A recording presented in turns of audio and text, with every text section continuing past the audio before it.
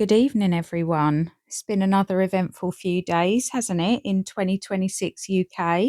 I've got to say, when I was making my predictions for the year ahead, I didn't have baying mob denying my very existence at the top of my list, but here we are. So, if I asked you what Indigenous means, I think that you'd probably say something along the lines of it was the people that were in a certain country first or some variation of that. Um, you'd be talking about DNA, the people whose language and stories and blood are in the very soil of that said country.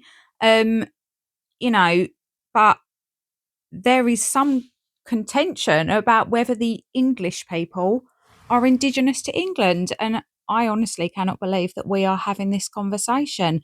According to the British government and the UN, in their treaty, I believe it was in 2019, the indigenous people of England, my people, don't actually exist.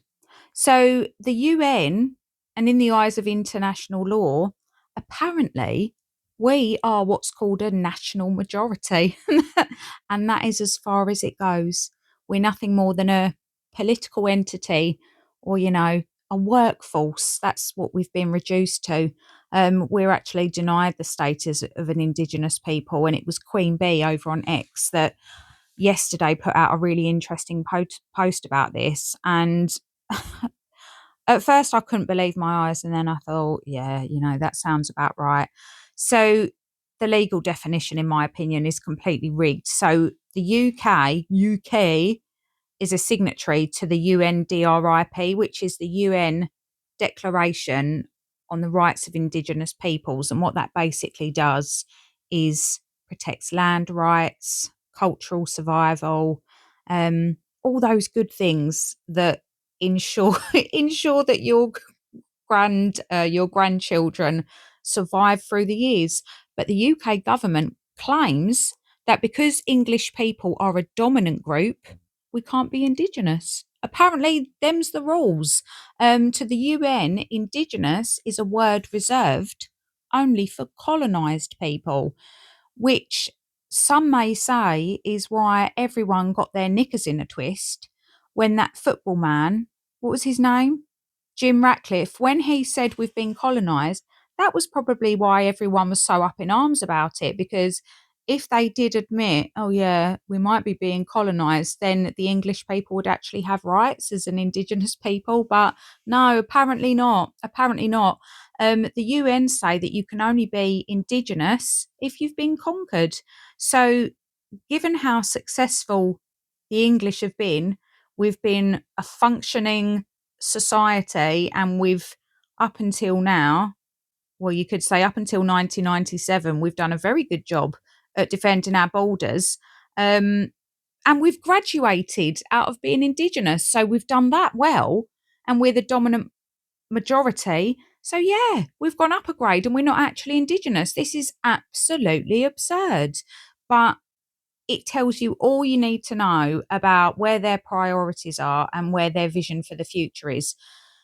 When you deny people a label of Indigenous, you are signing off, in my opinion, a process of cultural and ethnic erosion. Um, we've had it from all angles for the past sort of 10, 15 years.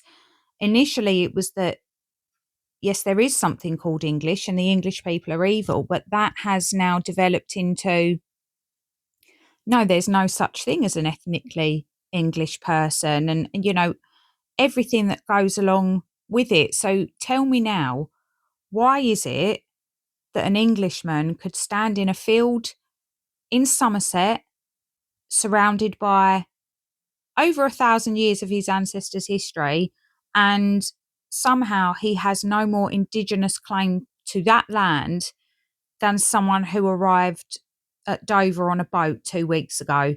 Um, it's evil, actually. This is our home. This is our home, and it's been our home for generations and generations and generations. So, by the UN taking away the word indigenous from us, you've taken away the absolute right of our people to protect their own ancestral homeland. Is completely unacceptable. They did, however, throw us a bone. Um, Within this treaty, it recognises that Cornish, Scottish, and Welsh people are national minorities. So they've used the word minority there. The English don't get that at this point because we are a dominant majority. Um, I think it's probably safe to assume that when the English people do become a minority, that we're not going to be afforded any of the rights, any of the rights that minorities have been afforded up until now. But that's a conversation for another day. So, there's this constant bombardment that our history is just purely waves of migration, and we're just a random collection of people who just happen to bump into each other. Um, Genetic studies will completely debunk this. Our core population has been largely the same for 1,000 years. So we are a tribe, we are a people. Um, we can see the bastardization of words and terminology. And to my mind, it feels the same as when they call women cis women. We're women. But all these tricks and all these Keir Starmer-esque words and terminology that they use, they are incredibly dangerous. And we're the English, okay? And the English can lose every battle except the last. So keep your wits about you, and I'll see you next time. Bye.